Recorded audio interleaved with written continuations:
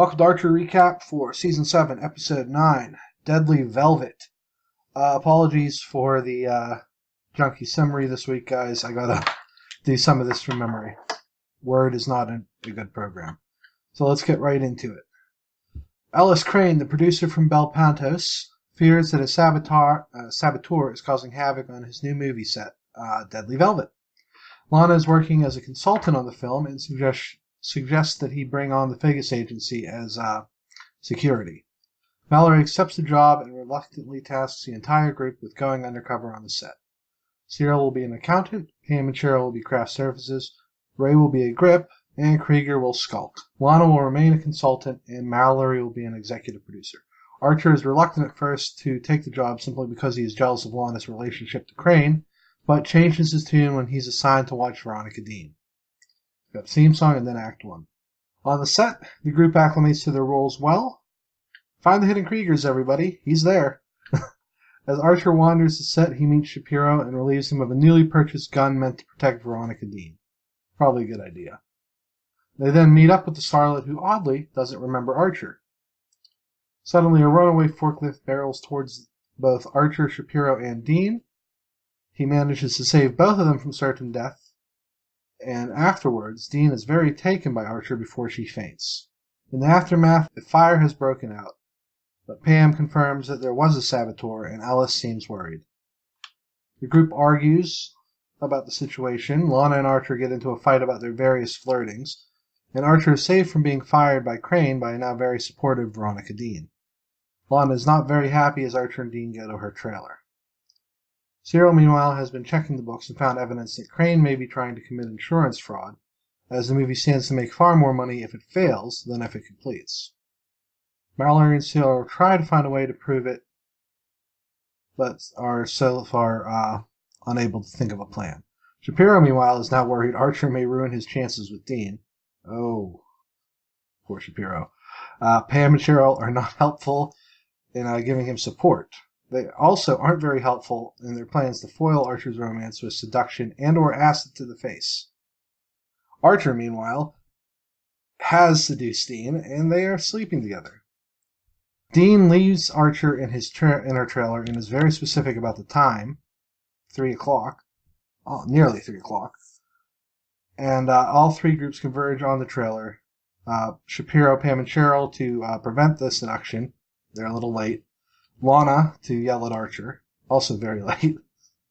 And Mallory and Cyril are also there to confront Ellis, having decided that he may confess if just confronted with the evidence. Lana and Archer begin the fight, mostly because of their relationship troubles, not because he slept with Dean, though I'm sure that didn't help.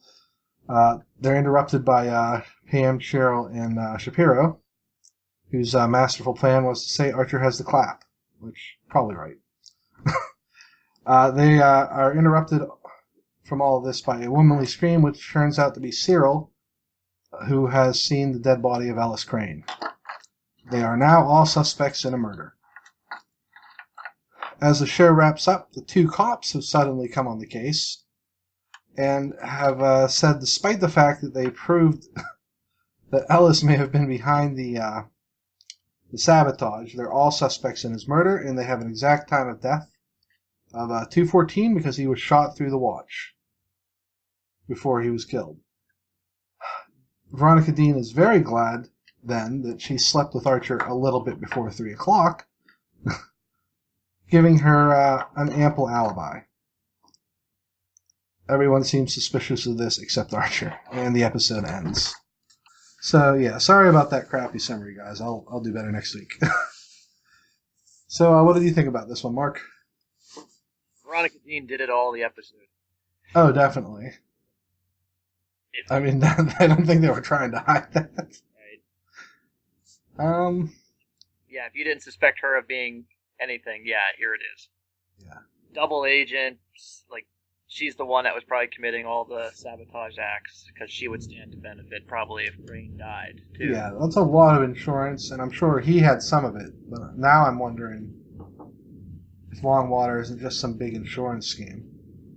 Yeah. So, Yeah, this also felt like another episode where did all the entire cast really seem necessary. Also, Yeah, Ray barely had anything to do. I didn't mention it in the summary. He had one joke. He was doing a wig for a doll head or something. yep. I don't know what that was about. Rieger was just resorted to find Waldo. So Yeah, he was in there a couple times. I know people have seen him like once or twice.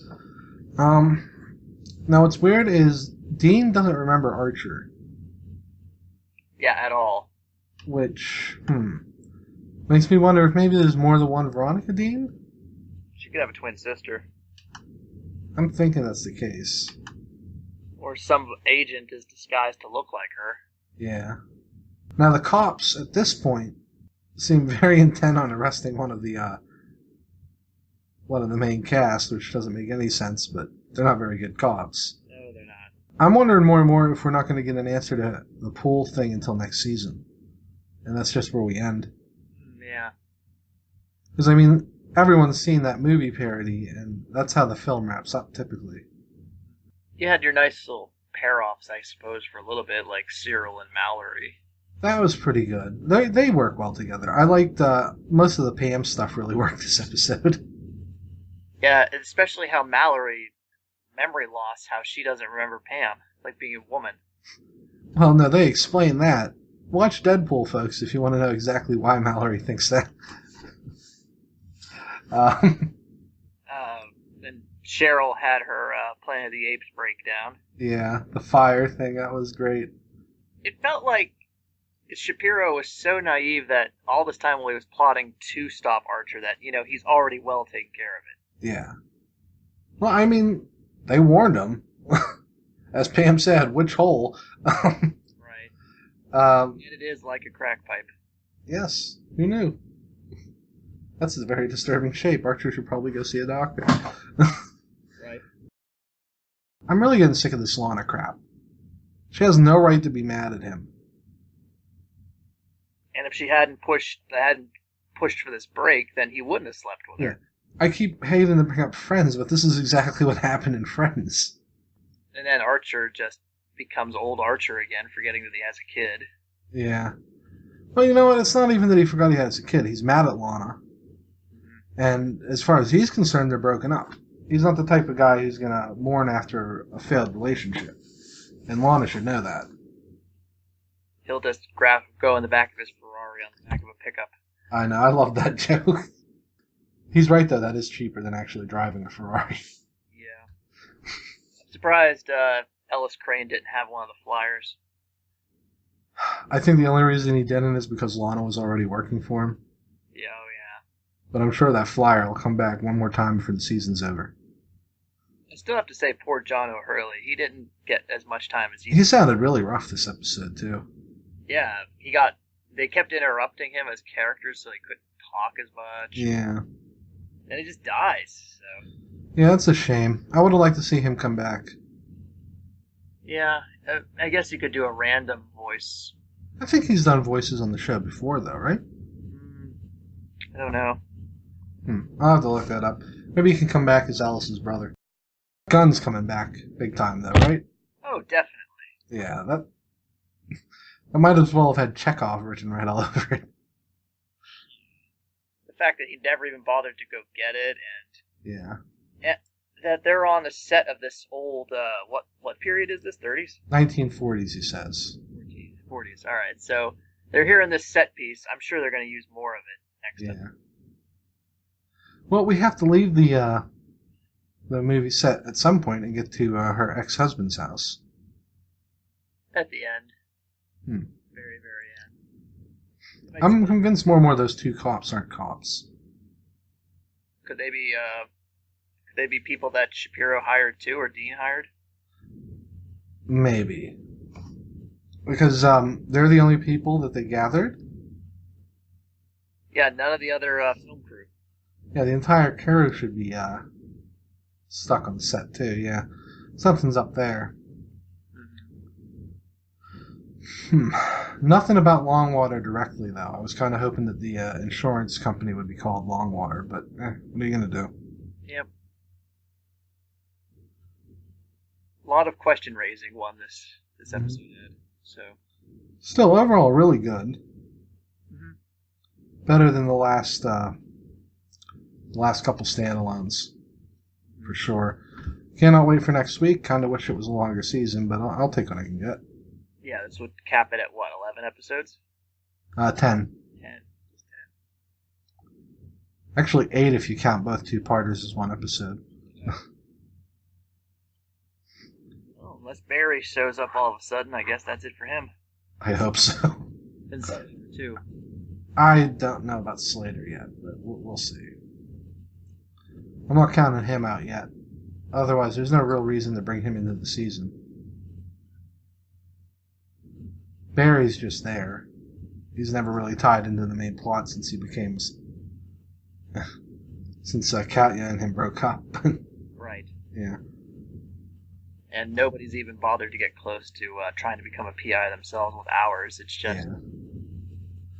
They don't care. Mallory's slowly taking over the agency. Yeah, the second she said Archer Agency at the beginning, Yeah.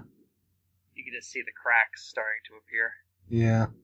I'm glad Cyril managed to figure it all out, though. I think they shit on him a lot, and he deserves some of it. But I like that when he's in his element, he's actually really competent. Right. I suspect most of the next episode is going to be proving, like, quote-unquote, proving who did it, because it's probably they'll think it's somebody else, but it's actually Veronica Dean. I hope, though. I think we're going to see, like, Shapiro's gun was what killed Ellis, and he's going to get blamed for it. Because I think of all the people they've introduced this season, Shapiro is probably the one that's going to stay with the group. Yeah. Maybe Milton killed him. Milton. The only one not asked to be on the set. That's true. Well, I mean, Pam was already craft services. What was Milton going to do? Provide toast. We found buttered toast on the scene. We don't know what that means. So yeah, I think that's about it for this episode. Now, after next week, we're going to do a series recap, and then we're going to take, I think, a short break. And Rick and Morty is July 22nd, I think. I've never heard a date, so... Well, we'll announce. I'll put up a video for the next series recap. That said, if anyone would like to suggest something for us to do in the comments or on our Google Doc, feel free. We're probably going to do an anime recap as well this year, starting in July as well. So maybe I'll do a video that shows our plans for that over the summer. We don't have a lot to do for E3, so... No, we certainly do not. No, so if you have something short, like maybe a 10 or 12 episode series, we can record a bunch of those all at once during the time we would have earmarked for that. And we'll put them up in the gap between this and Rick and Morty. So let's go into where you can find us, and we'll wrap up here.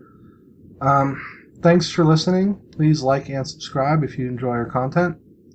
Follow us at the following places: Twitter at KingRipTour. That's where I'll post new episodes. You can also just contact me there if you have any questions. You can go on Facebook, facebook.com/RobotHousePodcast. Feel free to ask questions of any of the people that co-host with us. Me, Mark, Pat, or Steve. Any of our guest hosts, too. They're not officially part of the group, but we'll get the questions to them. And if you have any questions or comments, we have a Google Doc link in the show notes. I check it sporadically, but I promise to answer every question that goes up on there. None so far, though. And, yes. And look for the hidden Krieger in our video. And we'll see you all next week.